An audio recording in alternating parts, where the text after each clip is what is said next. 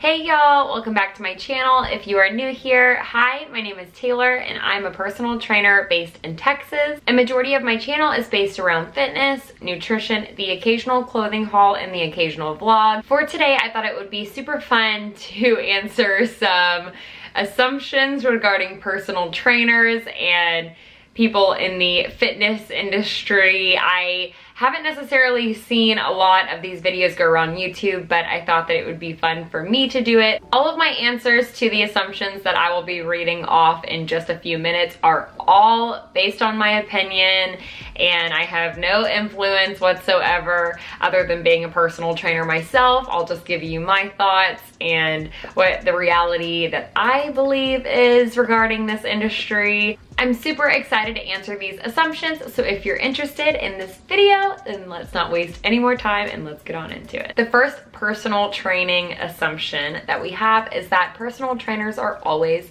motivated. No. No, we are tired. We are humans just like y'all. Our body aches. Our joints hurt sometimes. I mean, personally, my alarm clock goes off between 4 and 4:15 a.m. 5 days out of the week. And when my alarm clock goes off, I am groggy. The first thought that goes through my head is, how can I not get out of bed right now? Like, what excuse could I have to not get out of bed? But once I get out of bed and start my morning routine, everything starts to fall into place. I also have to take rest days myself. I have to talk myself into working out certain days because sometimes you just don't want to. Again, personal trainers are all human. We all need time to listen to our bodies and rest. And then we've got days where we are super motivated, but are we motivated 24/7? No, your girl gets tired. Okay, next. The second assumption is that sometimes personal trainers have to sacrifice their goals to meet their clients' goals. So when I read this question, I think that sometimes if I have a super busy day and it's packed full of clients, and there's not a big gap in between my morning and evening clients for me to personally hit the gym, I would agree on that, because sometimes your day is fully stacked and you, for hours, you are counting reps, you are counting sets, you are, like I said in the previous question, you are trying to be as excited and as motivating as you can to your clients. So it does get a little tiring, and depending on how many clients you have, you may not have that much time in the middle of the day between your morning and evening clients to work out and get your sweat on and burn some calories yourself. But if you are able to balance it, especially coming with time and getting your routine and figuring out what clients are super serious on your schedule and what clients just show up because they just kind of want to give 60%, you'll start figuring out how to spread your energy throughout the day. So yeah, I would kind of agree with that. The third assumption about personal trainers is that we do not own any other clothes other than gym clothes. And that is not necessarily accurate. I own clothes to go out in. I own pajamas, obviously. Majority of my channel, you'll see 90% of the time I'm in comfy clothes. And even though you're kind of in leggings or shorts or joggers all day training your clients, it still feels like a uniform. Majority of the personal trainers own more clothes than just leggings or shorts and sports bras.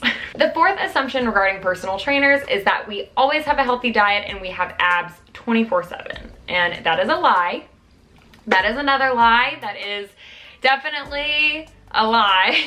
I personally do not know a single soul that has shredded abs 365 days a year.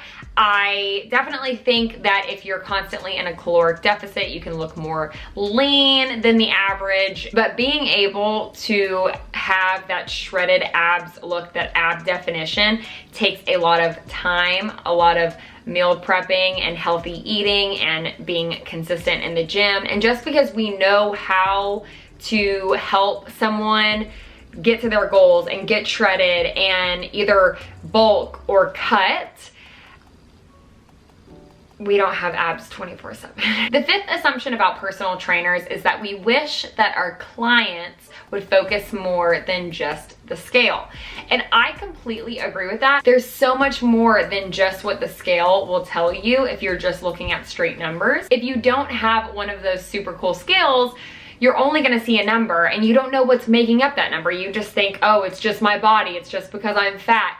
No, there's so many things that go into your weight. Be super careful and healthy with counting calories, counting macros, getting on the scale, because that can absolutely tear you apart just staring at numbers all day and not knowing exactly why you are looking the way that you are or what's showing up on the scale. So here is a super juicy assumption. This assumption is that personal trainers date other trainers or their clients and or have affairs.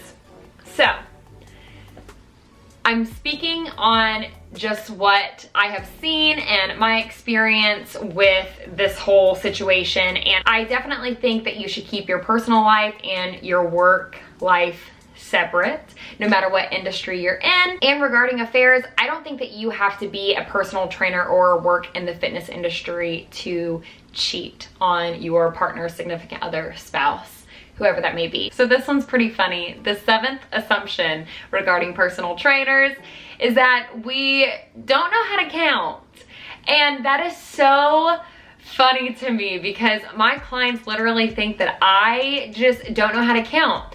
But if you put yourself in our shoes, we are counting constantly all day, every day. And words start sounding the same and numbers start sounding the same. Sometimes the ones that really count because they know when they get to 12 they can rest, they will keep count and they will keep track of every single rep that they're doing. And some of them, they just trust you, and I try to do my best, but whenever it comes to multitasking and trying to watch their form and count their reps, and also write in their book on what they're doing and how much weight they're going up and everything in between, it is very hard. So sometimes my clients will call me out on it and they'll be like, Taylor, no, this is rep 8. And I'll be like, oh, okay.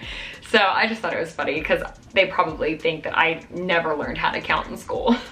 The last assumption about personal trainers that I'm going to talk about today is that once you become a personal trainer, your social situations, your social interactions are never going to be the same. That's pretty accurate because whenever my husband and I are going out or just meeting strangers and meeting new people, and they ask me what my career is and what I do for a living, and I tell them that I'm in the fitness industry and I'm a personal trainer, you can just see everybody's eyes light up. And I think it's just very intriguing to speak about nutrition and to hear from a personal trainer what our thoughts are on a lot of things. It's just so sweet to have random people come up to me and figure out what I do for a living and then just start kind of word vomiting everything that they've been eating and how long they've been working out, what their goals are, or what's my advice to them, or, you know, how much I charge per session. And it's just really awesome to be a part of such an amazing industry that is really taking the world by storm, and it's getting so popular. Being healthy is becoming so popular these days, and it really warms my heart. I'm so glad that I picked a career that I can help anybody, whoever they may be, however far they may be away from me, really just reach their goals. And I'm here to answer any questions that you have. And I really hope that you guys enjoyed this video. This was super fun. If you would like to do a part 2, leave it in the comment section below. I'm sure there are tons more assumptions regarding personal training, so you can leave those in the comment section below and I can answer them as well. Here is your daily reminder to drink water if you haven't. Go do something that makes you feel good. I hope that y'all have an amazing 4th of July weekend, and I'll see y'all next time. Bye, Taylor Tots. Before I'm too invested, I should probably ask you all my questions, get to know you better.